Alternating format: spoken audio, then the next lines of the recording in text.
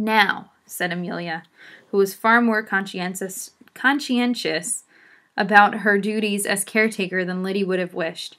"Where will you be going to church on the Sabbath?" Lyddie looked up in alarm. Living as far as they had from the village, the Worthens had never even bothered to pay pew rent in the village Congregational church. I hadn't thought to go." Amelia sighed, reminding Lyddie that she was proving a harder case than the older girl had bargained for. "Oh, but you must," she said. "What Amelia means," Betsy said, looking up from her novel, "is that regardless of the state of your immortal soul, the corporation requires regular attendance of all its girls. It makes us look respectable, even those of us who waste our precious minds on novels." "Oh, do behave yourself, Betsy." "Sorry, Amelia, but if I let you carry on about her mortal duties when the girl plainly has no notion of them herself, this conversation will last all night." She put down her book and looked Lyddie straight in the face. "They'll probably make you put in an appearance from time to time somewhere. The Methodists don't press girls for pew rent, so if you're short on money, best go there. You have to pay for it in longer sermons, but nonetheless, I always recommend the Methodists to new girls with no particular desire to go anywhere." Betsy likes to sound shocking," Prudence explained patiently.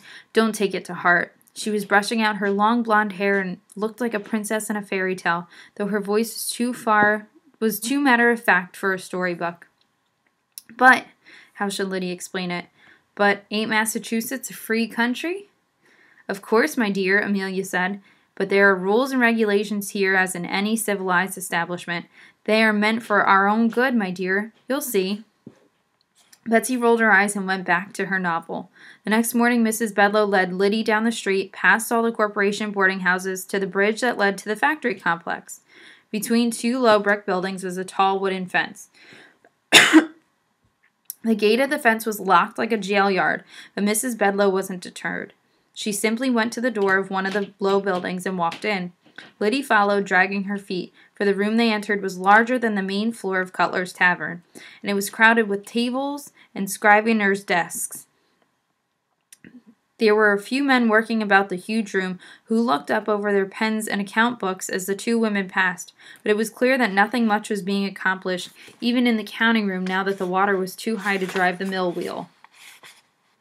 Mrs. Bedloe walked straight through the room and out to the door at the opposite side into a courtyard large enough, it seemed to Lyddie, for the whole of their mountain farm to fit inside. The front gate was low and south buildings.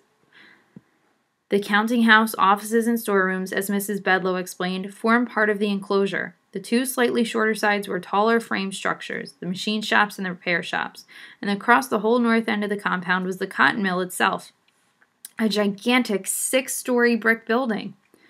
At the end ran the frame structure of the outdoor staircase. From the brick face, 6 even rows of windows seemed to glower down at her through the gray April drizzle like so many unfriendly eyes. A bell tower rose from the long roof, making the building seem even taller and more forbidding. "It must seem imposing to a farm girl," Mrs. Bedloe said. Lyddie nodded and tightened her grasp on her shawl to keep from trembling. Mrs. Bedloe turned back toward the low south building and knocked on the door marked Agent. "I brought you a new girl," she said cheerily to the young man who opened the door. "Fresh from the farm and very healthy, as you can see." The young man hardly gave Lyddie a glance, but stepped back and held the door for them to come in. "I'll see if Mr. Graves can spare a minute," he said hauntingly. "These clerks do put on airs," Mrs. Bedloe whispered, but if she was trying to make Lyddie feel more at ease, she failed, nor was the sight of the agent himself any comfort.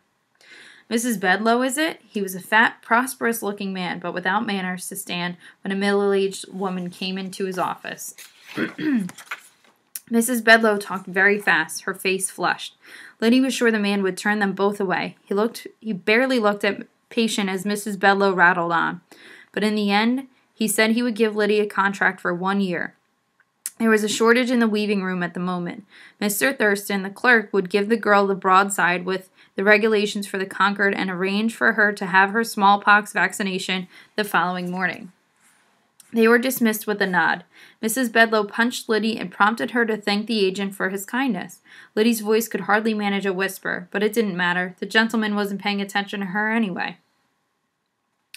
She signed the paper where the clerk pointed, tried to listen carefully to all his warnings about what the contract demanded, and stuffed the broadside that he handed her into her apron pocket. She would study it tonight, she decided, her heart sinking. She could tell at a glance that it would be almost impossible for her to make out the meaning of such a paper. Oh, if only Charlie were here to read it aloud to her and explain the long words. Factory girls were not supposed to be ignorant, it would seem. It would be several months before she could read with ease regulations for the boarding houses of the Concord Corporation. But she found out the next day that it concealed unpleasant truths. The first of these was the vaccination. Mrs. Bedloe marched her over to the hospital after dinner, where a doctor cruelly gouged her leg and poured a mysterious liquid directly into the wound. Lyddie was even more distressed when the wound turned into a nasty sore in a few days' time, but she was only laughed at for her distress and told it was all for her own good. She'd never get the pox now, and she should be grateful. Amelia, indeed, was always instructing her to be grateful about things that Lyddie, try as she might, could not summon the least whiff of gratitude for.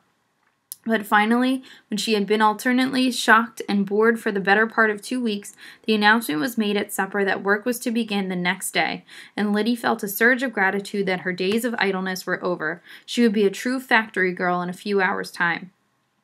Lyddie was mostly disappointed, but perhaps a tiny bit relieved, when Mrs. Bedloe announced that she would take her over to the weaving room after dinner. The large noonday meal must be out of the way and the dishes washed before the housekeeper could spare a moment, she said. Besides, it wouldn't do to be totally worn out on the first day. 4 hours would be plenty to start with. The gate was locked. They don't want tardy girls slipping past, Mrs. Bedloe explained. You must always take care to be here when the bell rings. They entered the factory complex through the counting room as they had 2 weeks before, but this time it was teeming with men, all dressed like gentlemen. Every head seemed to rise and every eye looked their way. Despite her new clothes, Lyddie could feel the shame burning through her rough brown cheeks. She ducked her bonneted head and hurried through as fast as she could, almost shoving Mrs. Bedloe in her haste. Once in the yard, she was acutely aware of the thudding. The pulse of the factory boomed through the massive brick wall, and she could feel the vibrations of machinery as they made their way up the shadowy wooden staircase, which clung for dear life to the side of the building. Mrs. Bedloe huffed ahead, stopping more than once to catch her breath on the climb to the 4th floor. Once there, she jerked open the door, and the thudding beat exploded into a roar. She gave Lyddie a little push toward the racket. "Mr. Marsden is expecting you," she yelled. "He'll see you settled in." And she was gone.